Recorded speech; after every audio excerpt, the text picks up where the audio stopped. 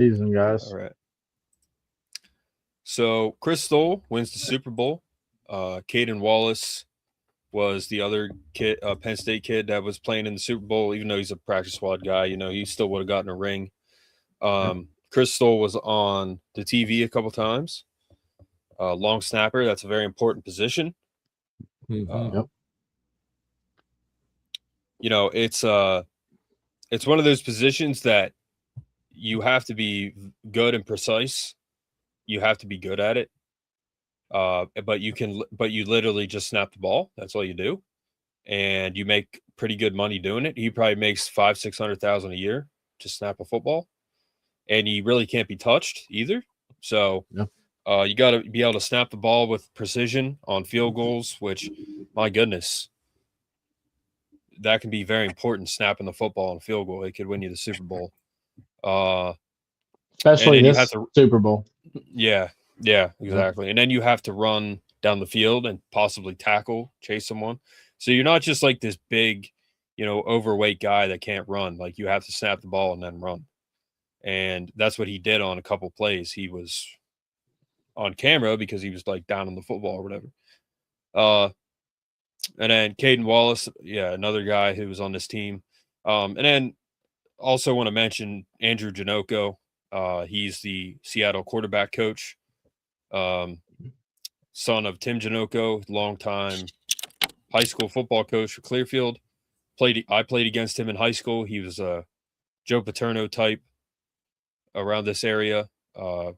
Very good coach, very good record. And his son was the QB coach for Seattle. So it's cool to see a local kid, and he is a kid. He's a couple years older than me, I think. He's a couple years older than Brett, too. It's good to see him playing. He was on camera a couple times on TV, so shout out to him. But, Chris Stoll gets a ring. He credited it. He said he wished he was still representing the coach that gave him everything, and Frankie Boy, and that he was still representing Penn State. Now, all of us are glad he's not anymore, but, that's fine that he said that. That's his opinion. But, congrats to him for winning a ring. That's a big deal. And it wasn't even close. I mean, the Patriots didn't have a shot. Like, no, not with that defense. Yeah, that May kid had no shot at all. Their first rounder, Will Campbell, gave up 14 pressures. I think that's like a record or something. And they gave up like 21. They gave up 21 sacks in 4 games in the postseason. That's horrible. Terrific. That's a record as well. So Drake May, if you just gave him some protection, you saw through that precision shot down to that Matt Collins, that nutcase that walked in the stadium in a prison jumpsuit dressed like Silence of the Lambs. Only wears animal skins that he killed himself. But you saw what he can do. That was a pretty good throw he had, but he could not stay upright. It was impossible all night. Had no shot. So Chris Stoll got a lot of playing time too. They're literally the MVP should have been the kicker, honestly. He wasn't even on the stage after the game. He should have been on the stage. Chris Stoll could have got the MVP because he snapped like the ball 25 times. So but it's good to see Penn Stater win a ring. All but 5 Super Bowls, I guess. Penn State has had a Penn Stater in every Super Bowl. It'll be interesting to see who's in it next year because it pretty much no matter what, there's a Penn Stater guaranteed to be in the Super Bowl. So nice, Ivan. Nice. Hey, all right. Holy moly. I'll just read that from the side. But what'd you guys think about that? Yeah, I mean, Chris Stoll, Penn Stater, he was good here. He's been great at the Seahawks. Anytime a Penn Stater wins a Super Bowl or is playing in the Super Bowl, I'm going to cheer for him, even if it's for teams I don't like. I don't mind the Seahawks. Never liked the Patriots at all, so I was rooting for the Seahawks for sure. Hated the Patriots more so when Belichick was there and when Tom Brady was there. But now I don't hate them as much. But anyways, Chris Stoll, class act. His favorite coach went to Virginia Tech. He's a little salty about it, but he's going to stand up for him, and I'm not going to get Mark all heated up over there. He's gonna get excited talking Blackout. about. Yeah, I didn't even mention the coach's name. He knows what I'm talking about. But yeah, Chris Stoll's coach here at Penn State. Obviously went to Virginia Tech, and he's Chris Stoll's a little upset about it. But yeah, I don't have too much else other than yeah, like you said, there'll probably be at least one or two guys next year that are playing in the Super Bowl from Penn State. So Yeah, Seattle's defensive line showed up. They just pressured him all night. Mays is what, 2 years in the NFL? Is that what? Chris Stoll, Yeah. Mays. two or three. Yeah, see, Yeah. I mean, you could tell during that game he's only a young guy, so he's probably about 24, 25. When he threw the ball away, he threw it on the field, which twice what I saw. So that's a that's two mistakes he made there. He threw it up into the stands. So he was young. He has a lot to learn from that game. If his offensive line maybe would have played a little bit better and gave him maybe another 2 seconds to throw the ball, it would have been an interesting game.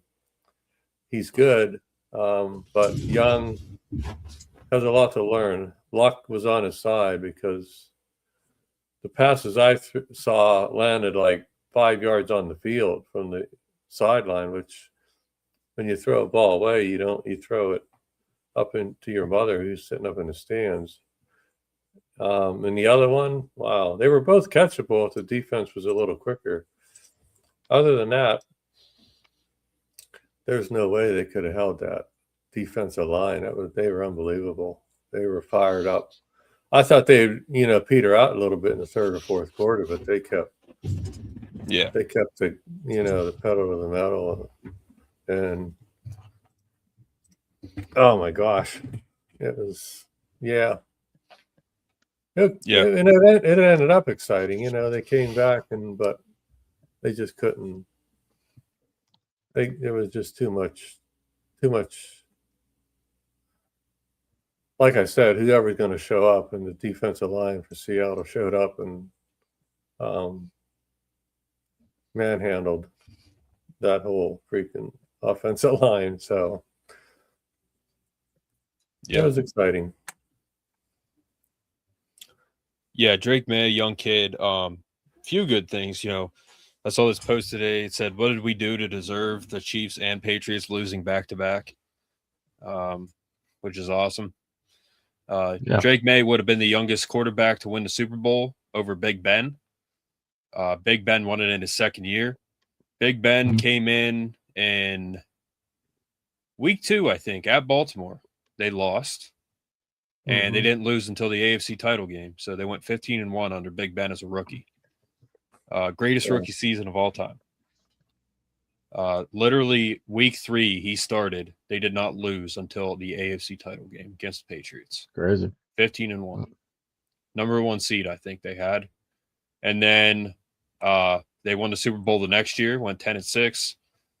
So he's still the youngest quarterback to ever win the Super Bowl. And the Steelers are still tied with the Patriots for 6 rings. Now that Mike Tomlin's gone, I think we have a shot to possibly, it's a foot race there. I mean, the Patriots, they're good again. Drake May is a good young quarterback. He's going to get better. He has experience in a Super Bowl, something you can never take away from him. So good things happened as Steelers fans, but now it's a foot race. We'll see. Maybe the Steelers make it there first. I don't know. Maybe they make it happen first. I don't know, but we'll see.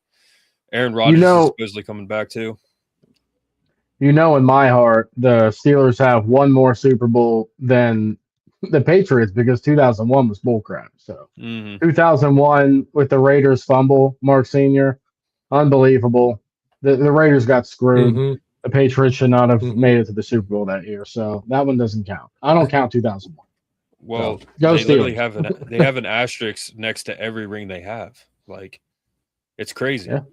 Literally every season they had some scandal where they cheated, supposedly.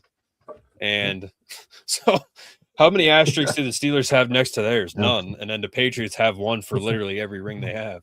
So Mhm. you could label each ring like Deflate true. Gate, Spy Gate, Venetary, or Charles Woodson fumble. Like, Yep. Yeah. Tom Brady even said it was a fumble in a documentary. But Yep. so 2026 schedule.